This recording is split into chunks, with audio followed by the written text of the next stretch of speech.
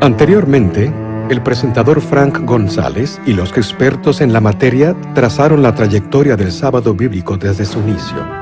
Establecido desde su origen como el eje del ciclo semanal, el sábado fue por miles de años el sello del poder y la autoridad del Creador. Los 10 mandamientos, principios fundamentales de la vida, hacen del sábado del séptimo día parte de la ley divina. Mientras Cristo estaba en la tierra, la controversia y la discusión campearon sobre la manera apropiada de guardar el sábado.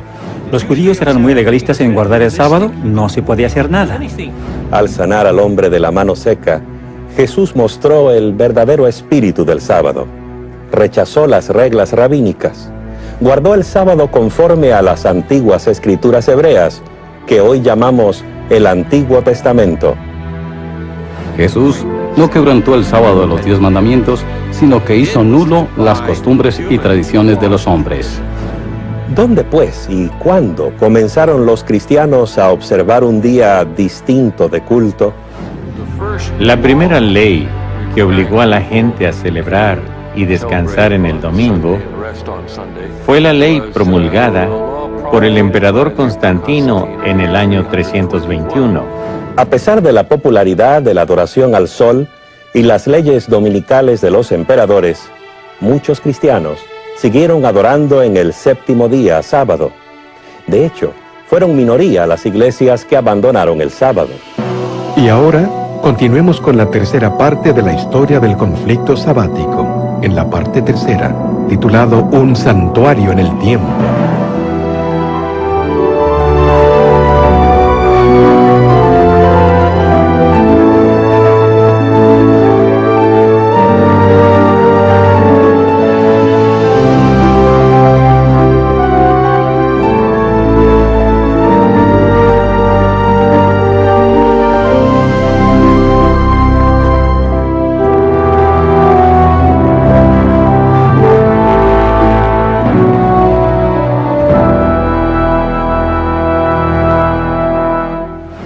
Soy Patricio, un pecador, el menos educado, el menor de los fieles y el más despreciado por todos.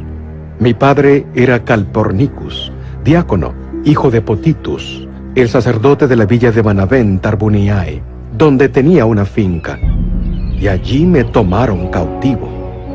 Yo tenía 16 años de edad y no conocía al verdadero Dios. Me llevaron cautivo a Irlanda, junto a miles, y merecidamente, porque nos habíamos apartado de Dios y no guardábamos sus mandamientos. Esta es una copia de la Confesión de San Patricio, el testimonio de un hombre a menudo considerado como el irlandés más famoso de la historia. Pero los mitos y leyendas oscurecen su verdadera identidad. ¿Era un gran misionero de Irlanda que hacía milagros? ¿Fue él quien hizo salir de la isla Esmeralda a las serpientes?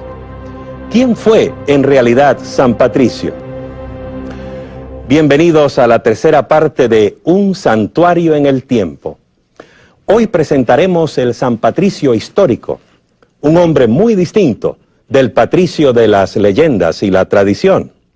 En el proceso veremos nuevos aspectos del prolongado esfuerzo por reemplazar el sábado bíblico por el domingo como día universal de adoración. Patricio nació hacia fines del siglo IV en una cultura cristiana celta.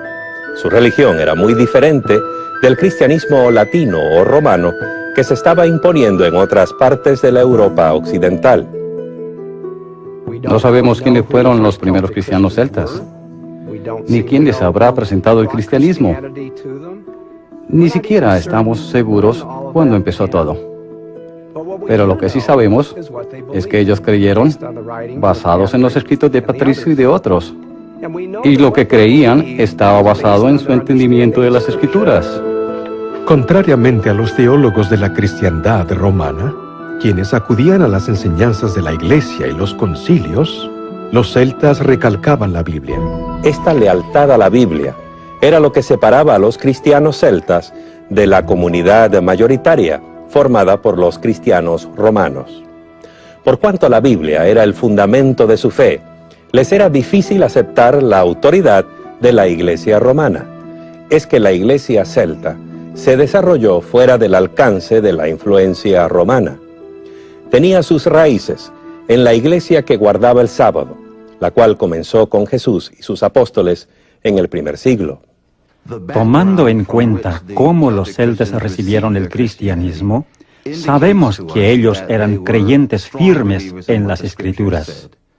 Se esforzaban en hacer lo que la Biblia les decía. Asimismo, sabemos que ellos conocieron el cristianismo antes de que la observancia del domingo entrara en boga. No hay ninguna indicación en las obras de Patricio de que él aceptara las enseñanzas de los padres de iglesia ni los cánones de concilios. Él acudía únicamente a las escrituras en las cuales basar su creencia, práctica y enseñanza.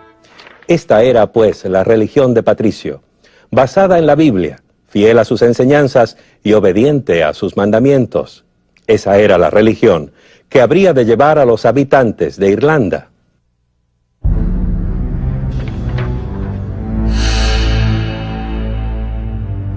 Patricio pisó por primera vez el suelo de Irlanda en calidad de cautivo. Secuestrado, junto con millares de otras personas, fueron todos llevados a Irlanda y vendidos como ganado.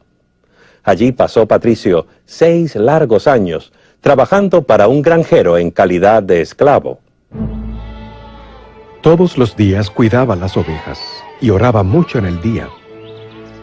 El amor de Dios y su temor me llenaron más y más, y mi fe se fortaleció. Hacía lo mismo aún cuando estaba en el bosque y en la montaña, y solía levantarme de madrugada para orar en nieve, en escarcha, en lluvia. Y una noche oí en sueño una voz que me dijo: pronto irás a tu propia tierra. Y oí nuevamente después de algún tiempo esa voz que me dijo: mira, tu barco está listo. Y no estaba cerca, sino a más de 300 kilómetros, y nunca había estado allí, ni conocía absolutamente a nadie. Pero empecé el recorrido, dejé al hombre con quien había estado por 6 años,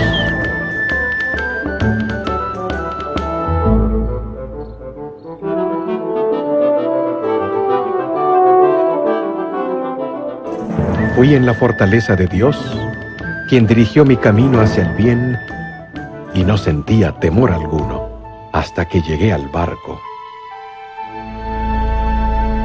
Patricio siempre creyó que su escape de Irlanda fue dirigido por una mano divina. Su propio pueblo lo recibió de nuevo, rogándole que nunca los volviera a dejar. Pero el plan de Dios para la vida de Patricio no se iba a cumplir en su propia tierra. En la noche vi en visión a un hombre llamado Victoricus, como si hubiera venido de Irlanda trayendo muchísimas cartas, y me dio una de ellas. Y leí las primeras palabras de esa carta diciendo: la voz del irlandés. Y mientras leía la carta, creí oír muchas voces en ese mismo momento, clamando a una sola voz: te pedimos, muchacho, ven y anda entre nosotros una vez más. Respondiendo a los ruegos del pueblo irlandés, Patricio volvió a Irlanda. Allí su carrera como predicador y maestro hizo que eventualmente se le considerara santo y lo colocó entre las filas de los misioneros cristianos mejor conocidos del mundo. Pero hay algo que no es tan bien conocido acerca de él. San Patricio guardaba el sábado, 7º día. De hecho, su reposo sabático se volvió legendario. 2 siglos después de su muerte, su biógrafo escribió que cada 7º día, Patricio y su amigo Victorico se reunían para orar y gozar de mutuo compañerismo. Algunos historiadores hasta creen que el amigo especial de Patricio era en realidad un ángel.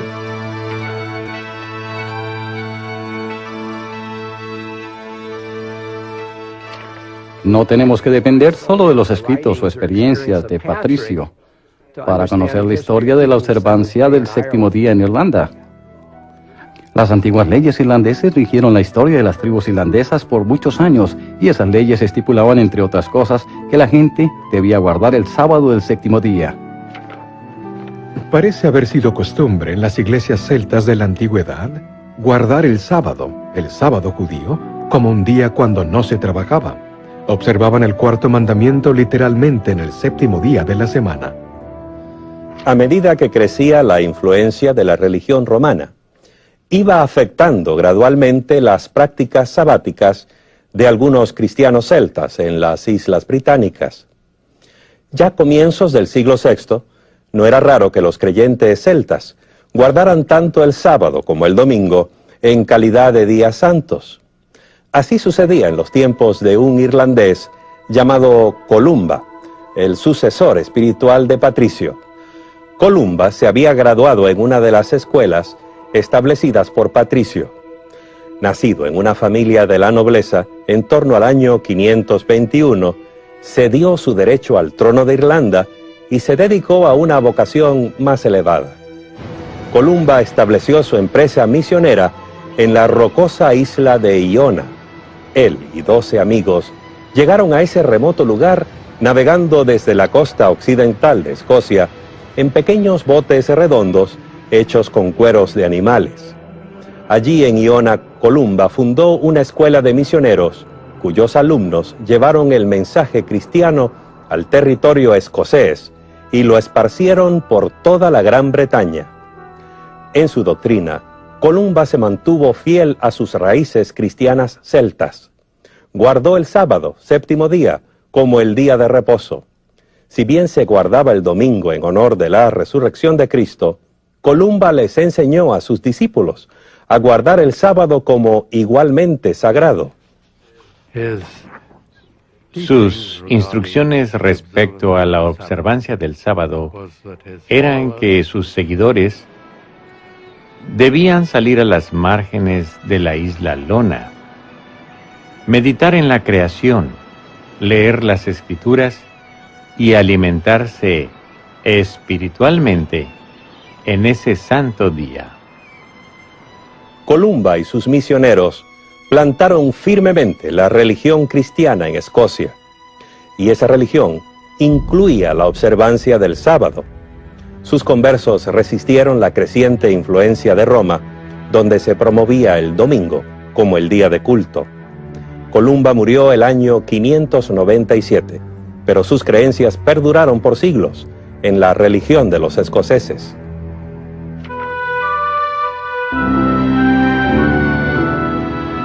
En el año 1070, Malcolm, rey de Escocia, se casó con Margarita, una joven que estaba destinada a ser más famosa que su esposo. Dejó su marca en la historia mayormente como reformadora religiosa. De hecho, más tarde la Iglesia Católica Romana la declaró santa. Sabemos que Margarita creció en el palacio de los piadosos reyes de Hungría, quienes eran muy católicos, y desde la edad de 7 u 8 años ella vivió en el palacio de Eduardo, el confesor de Inglaterra, quien era también muy pío y devoto católico. En la corte inglesa, Margarita vivió bajo la influencia de los monjes benedictinos de Canterbury. Cuando las condiciones políticas hicieron que su familia no se sintiera bienvenida en Inglaterra, se trasladaron a Escocia, donde el rey se fijó en Margarita. Parece que Margarita pensaba hacerse monja. Según un informe, no quería casarse con Malcolm, rey de los escoceses, porque ella quería consagrarse a sí misma para ser, como ella misma decía, la novia de Cristo. El biógrafo de Margarita nos dice que ella en su niñez era muy dedicada a la iglesia y tenía interés en hacerse religiosa. Pero cuando fue a Escocia y conoció a Malcolm, este le pidió la mano para casarse, pero según su biógrafo, ella se resistía a aceptarlo y solo consintió a pedido de sus familiares. Y porque pensó que Dios le estaba dando una oportunidad para difundir su palabra en el reino de Escocia. Margarita consideraba que la corte escocesa era un tanto cruda y falta de refinamiento, de modo que decidió cambiar las cosas. Le hizo muy mala impresión la forma como los escoceses practicaban su religión. Muchos seguían aún las doctrinas y tradiciones que Columba había llevado desde Irlanda, casi 5 siglos antes. Había un aspecto de la religión popular que molestaba especialmente a la nueva reina. Cuando había llegado primero a Escocia, ella no estaba contenta con la observancia del domingo. Se enteró de que la gente seglar se ocupaba en realizar trabajos domésticos en domingo. Ellos habrían asistido a la iglesia primero, pero después se ocupaban en sus quehaceres diarios, y eso era algo que ella quería evitar. La reina insistía en la observancia única y estricta del día del Señor, domingo.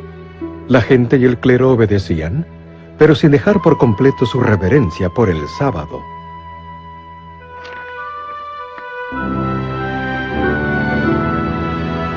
La historia de los primeros siglos de la era cristiana revela un movimiento definidamente contrario al séptimo día, sábado, y favorable al domingo. Y los documentos eclesiásticos identifican inequívocamente el establecimiento religioso de Roma como su centro neurálgico. La campaña romana por reemplazar el séptimo día sábado por el domingo recibió un poderoso impulso el año 321 de nuestra era. Ese fue el año en que Constantino ordenó la observancia del domingo como el día autorizado por el Estado. Lo raro es que, a pesar de su profesión de cristianismo, hay muy poco de cristiano en su primera ley dominical. De hecho, se parece mucho a un llamado pagano a la adoración del sol. En el venerable día del sol, que descansen los magistrados y los residentes de las ciudades, y que se cierren los talleres.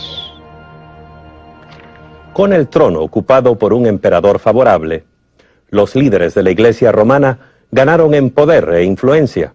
En sus concilios dieron pasos atrevidos para imponer la observancia del domingo y animar a los creyentes a desecrar el sábado bíblico. Algunas de sus acciones adquirieron un sabor decididamente antisemítico. Los cristianos no deben judaizar al descansar en sábado, sino más bien trabajar en ese día, honrando así el día del Señor, domingo. Y si pueden, descansando como cristianos. Si se descubre a alguno siendo judaizante, que sea anatema de Cristo. Sus pronunciamientos en contra de los judaizantes se referían a los que, como los judíos, rehusaban trabajar en sábado. Los cristianos que hicieran eso debían ser excomulgados, es decir, expulsados de la iglesia. Esta posición extrema contra el sábado, combinada con una fuerte tendencia favorable al domingo, llegó a ser un pilar de la enseñanza católica. El cambio del sábado al domingo se convirtió en una marca de autoridad católica o papal. En el año 602, el Papa Gregorio dijo que los guardadores del sábado eran el anticristo. Los llamó judaizantes por su determinación de observar el séptimo día como un día de reposo y adoración. Escuché que ciertos hombres de espíritu perverso han sembrado entre ustedes cosas que son falsas y opuestas a la santa fe, a tal punto de prohibir cualquier trabajo en el día sábado. Los cristianos de la ciudad de Milán se atrevieron a guardar abiertamente el sábado, sin importarles los deseos de los dirigentes de Roma. La iglesia de Milán procedía conforme a las iglesias orientales, al parecer teniendo gran estima el sábado. Ellas, las iglesias orientales, se reunían en el día sábado para adorar a Jesucristo, el Señor del sábado. Por siglo, la publicidad para establecer el domingo como sustituto del sábado tuvo poco éxito. La campaña se intensificó más bien con el movimiento que amenazó dividir por completo las ramas orientales y occidentales de la cristiandad. Era un salto directo a la naturaleza y propósito de la observancia del sábado. ¿En qué consistió este asalto directo? En un reglamento que prohibía que los cristianos tomaran alimentos en el séptimo día. En otras palabras, un ayuno sabático. Esta idea antijudía se originó probablemente con Marción, un hereje que había sido expulsado de la iglesia en el segundo siglo de nuestra era. Marción quiso desacreditar el sábado por ser símbolo de la creación. Para él, la creación era una obra mala, por un Dios malo, el del Antiguo Testamento. Él diferenciaba el Dios del Antiguo Testamento del Nuevo, un Dios de amor. La Iglesia rechazó eso porque la creación era una obra buena y el Dios del Antiguo Testamento es el mismo que del Nuevo. Entonces él se empeñó en cambiar la celebración del día en lamentación. Por eso inició el ayuno en sábado. A pesar de su acción contra él, la Iglesia rescató su idea del ayuno y la usó con el fin de hacer que el sábado resultara poco atractivo. Era absolutamente contrario a lo que se enseñaba en el judaísmo, en el cual el sábado era un día de fiesta. Aún más, ayunar en sábado era quebrantar el sábado. Así que de esa manera se distanciaba el cristianismo del judaísmo.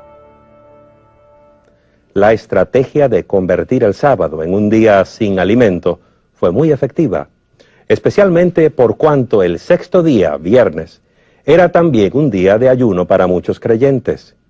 En una sola generación, los jóvenes cristianos crecieron sintiendo repulsión por el sábado, el día de ayuno y depresión, y sintiéndose correspondientemente atraídos al domingo, el día de mucha comida y celebración.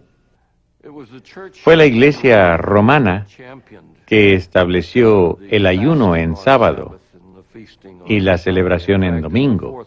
De hecho, en el siglo IV, el Papa Silvestre dijo que eso era bueno hacerlo, en desprecio a los judíos. Si los cristianos observan cada domingo alegremente debido a la resurrección, entonces debido a la sepultura, cada sábado debiera ser tenido para execrar a los judíos. En otras palabras, a los cristianos se les enseñó a ayunar el sábado como expresión de su desprecio por los judíos, al punto de ser dicho ayuno una maldición representada contra ellos. Pero aún esta estrategia específica contra el sábado no logró sino un éxito parcial. Prominentes dirigentes de la Iglesia se opusieron a ella. Hipólito, un obispo del tercer siglo, sentía que era un grave error. Inclusive algunos hoy piden que se ayune en sábado, lo cual Cristo no ha dicho, deshonrando así el Evangelio de Cristo. Hay incluso informes de que Agustín, uno de los padres de la Iglesia romana de mayor influencia, salió en defensa de miembros que no guardaban el ayuno sabático. Los dirigentes en Roma lograron finalmente imponer el ayuno en sábado a sus seguidores en el mundo cristiano occidental. Pero no se puede decir lo mismo de los del Oriente, donde la influencia ortodoxa era muy fuerte. Los cristianos orientales se resistieron, cuya noción del sábado era completamente diferente. El ayuno en sábado no hace ningún sentido a los ortodoxos porque el sábado es un día que marca dos grandes acontecimientos, la culminación de la creación y la de redención. Así que el sábado es un día de doble celebración y jamás podría ser asociado con ayuno y lamento.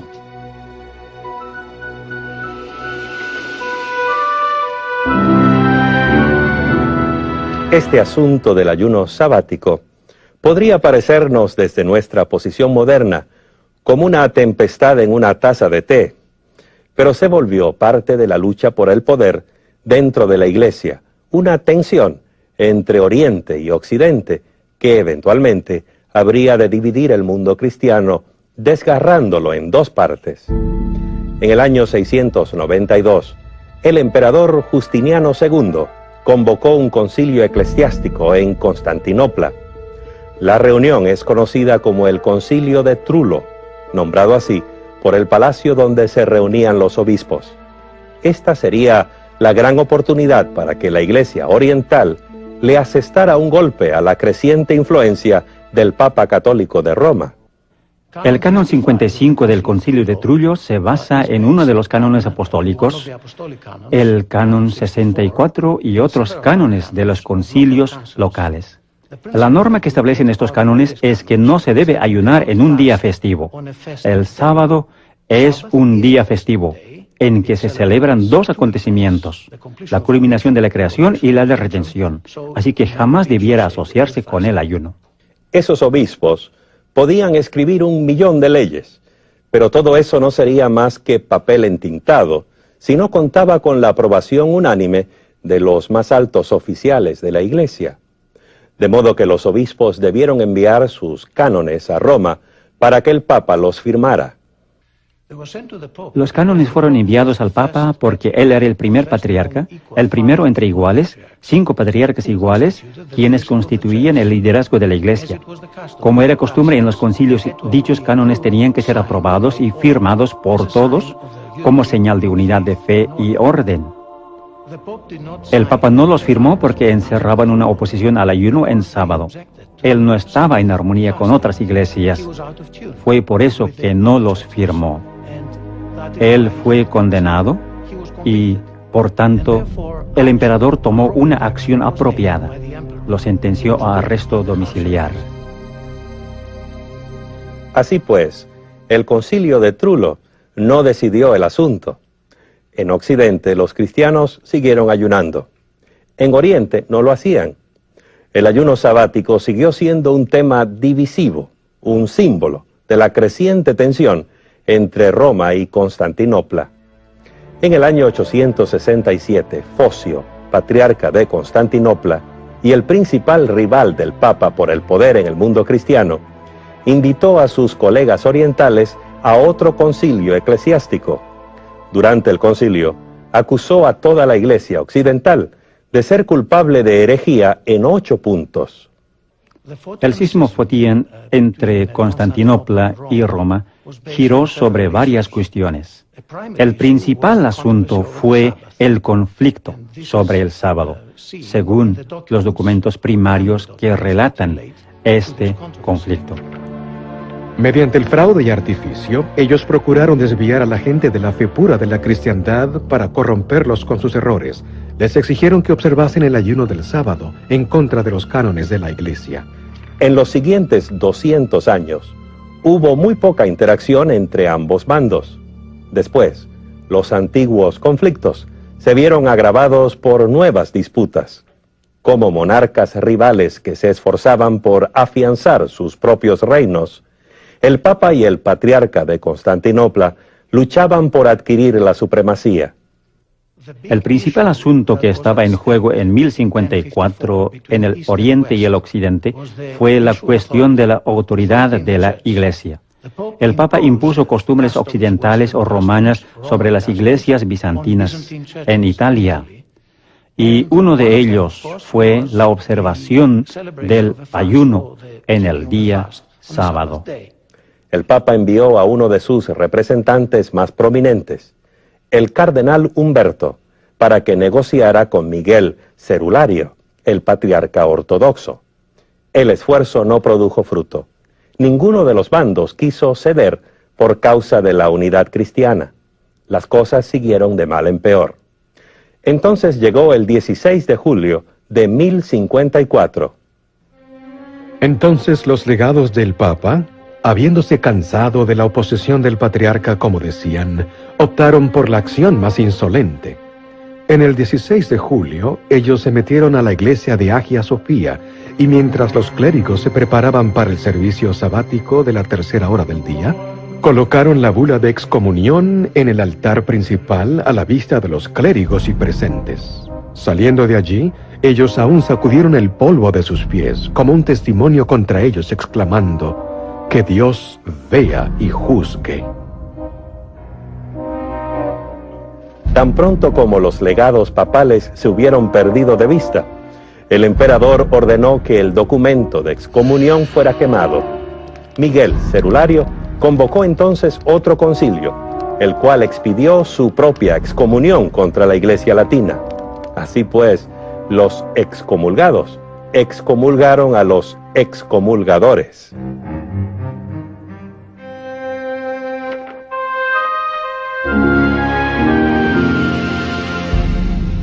Es claro que la lealtad al sábado del 4.º mandamiento no se desvaneció fácilmente. Los esfuerzos de la Iglesia romana por promover el domingo como alternativa continuaron. un subterfugio novedoso tomó la forma de una carta, la cual supuestamente había venido directamente del cielo.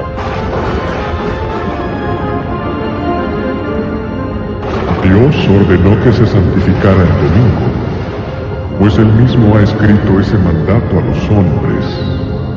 No sea que hagan un trabajo servil en domingo. La misma carta afirma haber sido escrita por Jesús. Dice que apareció sobre el altar de San Pedro en Roma, descubierta por un sacerdote que oficiaba la misa, quien se asustó mucho por eso. Una carta del cielo. Pensemos en eso. ¿A quién no le gustaría tener algo así en apoyo de sus opiniones? Esa sería un arma muy convincente para persuadir, especialmente al pueblo ignorante y supersticioso de la época medieval. No era fuera de común en la Edad Media que la gente apoyase sus pretensiones con cartas supuestamente caídas del cielo. Nada mejor que tener el apoyo de una carta de Dios.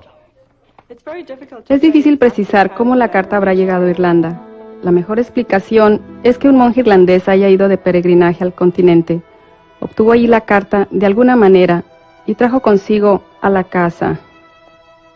Nadie lo sabe de seguro, pero no importa cómo haya llegado, es un hecho que sabemos con toda precisión lo que decía.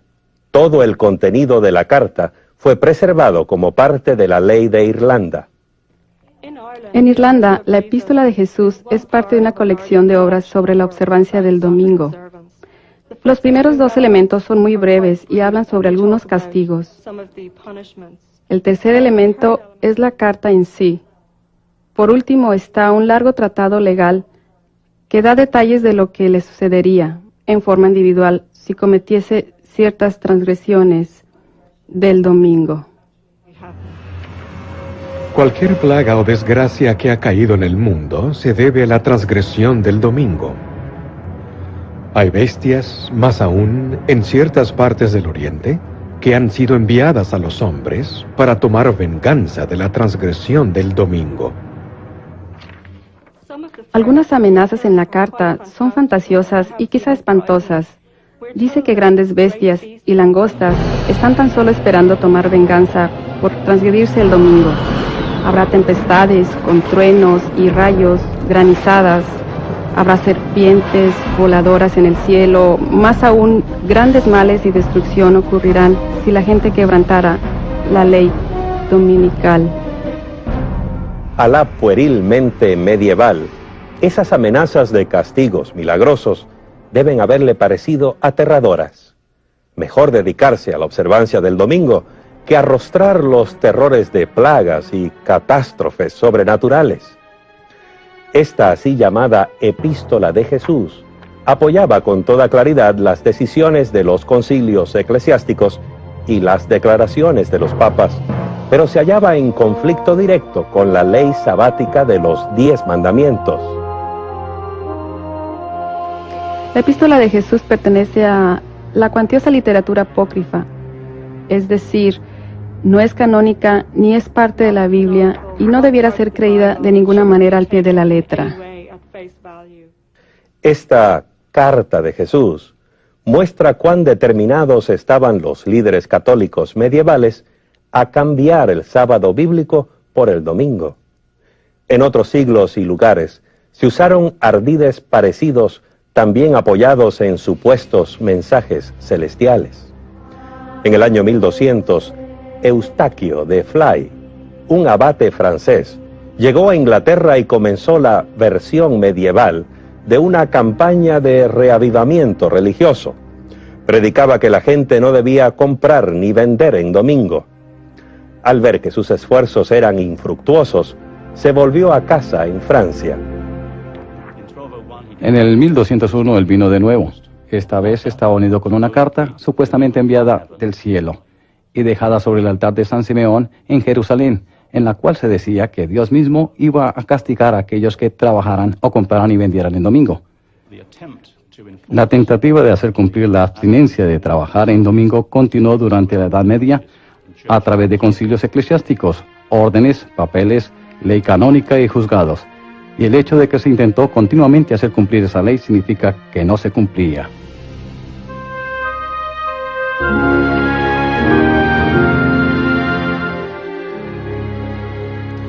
En general, sin embargo, la Iglesia de Roma logró establecer e imponer la observancia del domingo. Después de todo, los reyes y emperadores reinaban bajo la autorización del Papa y tenían la obligación de hacer cumplir las leyes eclesiásticas. Además, excepto en unas pocas regiones, la Iglesia controlaba el acceso a las Sagradas Escrituras. El ciudadano común dependía casi exclusivamente del sacerdote para el estudio y la comprensión de la Biblia y sus enseñanzas. Hubo lugares remotos donde las escrituras se mantuvieron en el lenguaje de la gente, y en esos lugares hubo grupos muy valientes que se resistieron ante la autoridad de la Iglesia y siguieron guardando el sábado del séptimo día. En las montañas del norte de España y de Italia y en el sur de Francia hay grupos íntegros de individuos que son legendarios por su resistencia al poder de Roma. Gente como los albigenses, los catari, los pasagini y los waldenses. Informes provenientes de esa época nos dicen que entre esos grupos había muchos que observaban el séptimo día, sábado. Los oponentes acusaban a los cátaros y algunos de los valdenses de enseñar que los cristianos debían guardar al pie de la letra la ley de Moisés. Los pasaginos guardaban el sábado porque creían que existía aún antes del Decálogo. Hay un informe del siglo XII del grupo Catari. 4 hombres y una niña, quienes, mientras viajaban por Collonges, en Francia, fueron capturados y quemados en la hoguera por no asistir a la iglesia en domingo, día del Señor. La combinación de la Iglesia y el Estado tenía el poder de imponer su voluntad, aún por la fuerza de las armas. No vacilaba en usar la persecución y la coerción contra los disidentes. Apareció entonces en escena Juan Wycliffe. Ahora, el mundo cristiano nunca volvería a ser como antes.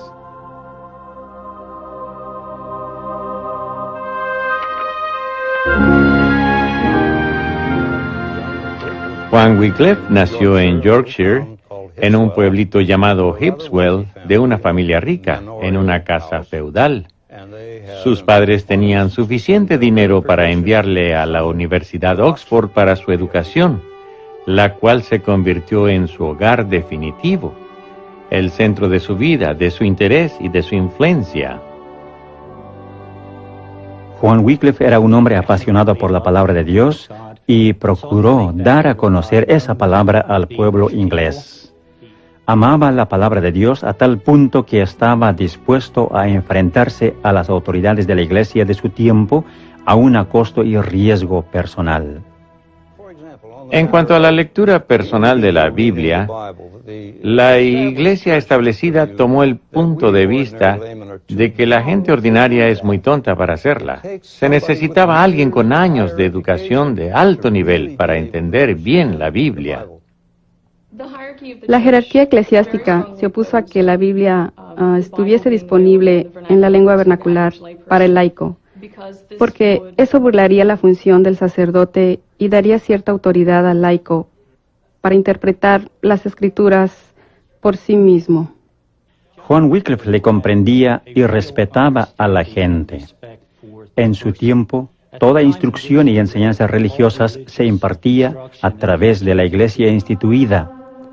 Pero la iglesia instituida no estaba enseñando la palabra de Dios a la gente. Wycliffe pensaba que las enseñanzas de la Biblia eran suficientemente claras como para que la gente común las pudiera comprender. Si la tuvieran a su alcance, podrían decidir por sí mismos qué creer y cómo actuar. Y yo creo que hasta cierto punto la iglesia temía eso, porque les iba a quitar el poder, la autoridad y el prestigio que gozaban en ese tiempo. El motivo por qué Juan Wycliffe se puso a traducir la Biblia al inglés responde a su opinión de que la autoridad suprema en cuestión de fe y conducta es la Biblia. Wycliffe fue la fuerza motriz para traducir la Biblia al inglés de los siglos XII al XV. Se le ve como el padre de este proyecto. Juan Wycliffe no limitó sus esfuerzos a la traducción de la Biblia.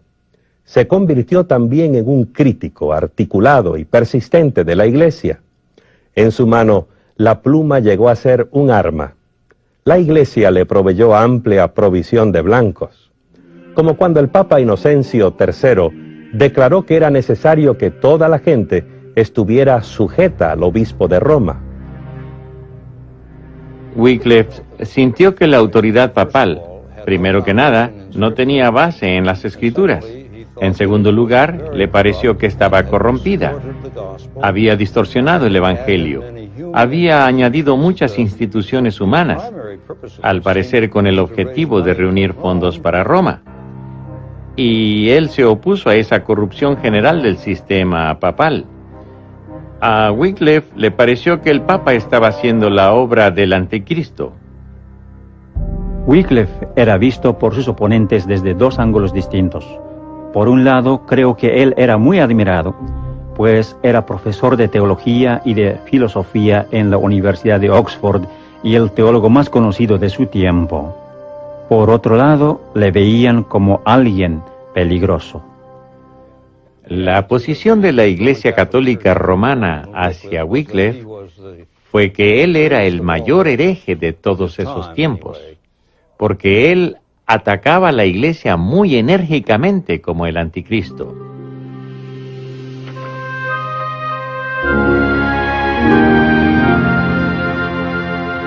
Juan Wycliffe podría haber vivido una vida pacífica si se hubiera guardado sus opiniones para sí, pero al lanzar andanada tras andanada con la lengua y la pluma, se convirtió en un estandarte alrededor del cual se congregaron otros que pensaban como él.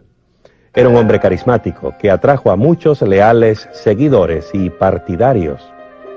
Los seguidores de Wycliffe se llamaban Lollardos.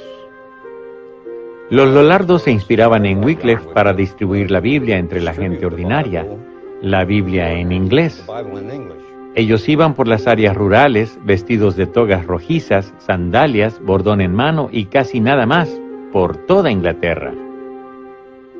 Al principio, el nombre Lollardo sonaba irrisorio y despectivo. La palabra en sí viene del holandés luller, que quiere decir hablar entre dientes. Se les decía que mascullaban las palabras o eran fanáticos religiosos. Al final, el nombre fue aceptado por los propios Lollardos. En un lindo texto sobre la traducción de la Biblia, se dice que Jesús mismo era el gran Lollardo que jamás hubo. Una cuestión de todos los tiempos era el asunto de la autoridad. Había dos opiniones. La Iglesia decía que la autoridad radicaba en ella porque era infalible y que Dios la había dado dicha autoridad. Por otro lado, los Lollardos creían que Dios era la máxima autoridad a través de las Escrituras. Con el tiempo, el movimiento Lollardo se fue a la clandestinidad y al pietismo. Lo que quiero decir con esto es que estudiaban la Biblia con carácter literal, procuraban aplicarla a sus pensamientos y a sus vidas de tal manera que estuvieran en armonía con las Escrituras. Algunos Lollardos se convirtieron en sabbatistas, afirmando que el culto debía hacerse en el séptimo día, conforme a las Escrituras, porque creían en la interpretación literal de la Biblia. En realidad, la única manera como sabemos de los Lollardos como guardadores del sábado es por medio de las actas tribunales. Por ejemplo, tenemos el informe de una persona llevada a la corte, Juan Seño, juzgado en 1402 por practicar sus creencias sabbatistas. Su declaración fue que continuaría haciéndolo hasta que alguien le comprobara con las Escrituras de que él estuviera en error. Con esa visión de las Sagradas Escrituras, no es de extrañar que entre esos Lollardos hubiera quienes guardaran el sábado. Fueron los precursores de muchos que volverían a descubrir el sábado durante la Reforma Protestante.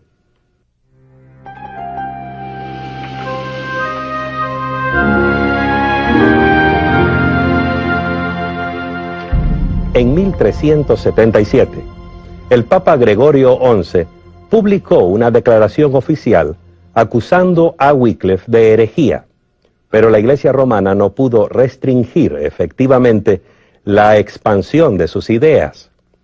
Eran demasiado poderosas, demasiado convincentes. Una vez que llegaron a los centros educacionales de Europa, no hubo forma de detenerlas. Las enseñanzas de Wycliffe inspiraron ideas revolucionarias en las mentes de los primeros reformadores protestantes. Por eso los historiadores han llamado a Wycliffe la estrella matutina de la Reforma. La Iglesia de Roma atacó violentamente a los que creían que las Escrituras tenían la autoridad sobre la Iglesia. Wycliffe murió de causa natural, pero muchos de sus seguidores no tuvieron esa suerte. Se desencadenó una severa persecución en forma efectiva, porque la Iglesia y el gobierno inglés mantenían entre sí una estrecha relación. En los últimos siglos de la Edad Media, la relación Iglesia y Estado era casi íntima. Ambas instituciones se llevaban muy bien. En gran parte, los eclesiásticos más antiguos, los obispos de la Iglesia inglesa, administraban el Estado a favor del rey. Por otro lado, el Estado apoyaba a la Iglesia, especialmente a través del decreto parlamentario de 1401, conocido como el decreto para quemar a los herejes. De esta manera, el Estado retribuía el favor a la Iglesia y mantenía su posición exclusiva sobre los herejes minoritarios conocidos como lollardos. A pesar de la oposición proveniente de la confederación que formaron la Iglesia y el Estado, las ideas de Juan Wycliffe se arraigaron en el corazón de muchos en Inglaterra, incluso algunos miembros pudientes de la nobleza. Juan Oldcastle era uno de los nobles que tomó interés en los puntos de vista de Wycliffe. Colaboró de varias maneras, por ejemplo, con dinero y predicando él mismo los postulados de Wycliffe. Cuando eso se prohibió por un decreto parlamentario bajo prisión o pena de muerte, él continuó haciéndolo. Al final fue arrestado y quemado en la hoguera. Las instituciones religiosas tienen la triste historia de recurrir a la fuerza cuando les falla la persuasión. Eso es muy cierto cuando la Iglesia y el Estado se unen, tal como ocurrió con la Iglesia de Roma en la Edad Media. Si se podía mantener la suprema autoridad de la Iglesia, las enseñanzas de la Biblia podrían permanecer despreciadas y olvidadas. Pero si la Biblia llegaba a ser considerada como la sagrada fuente de doctrina y la guía legítima de la conducta cristiana, el poder de la Iglesia y sus tradiciones se verían profundamente debilitados. Y gracias a Juan Wycliffe, eso es precisamente lo que sucedió en los siglos anteriores a la Reforma Protestante. A medida que crecía el conocimiento de la Biblia, aumentaba también la comprensión renovada del plan de Dios para la humanidad, como lo revela el Decálogo. Y desde luego, esto viene a incidir en nuestra historia del séptimo día. Una vez que la Biblia estuvo disponible en el idioma de la gente común, se estableció el escenario para el redescubrimiento del sábado bíblico. Y esa es la historia que contaremos cuando volvamos trayendo la parte número 4 de Un santuario en el tiempo.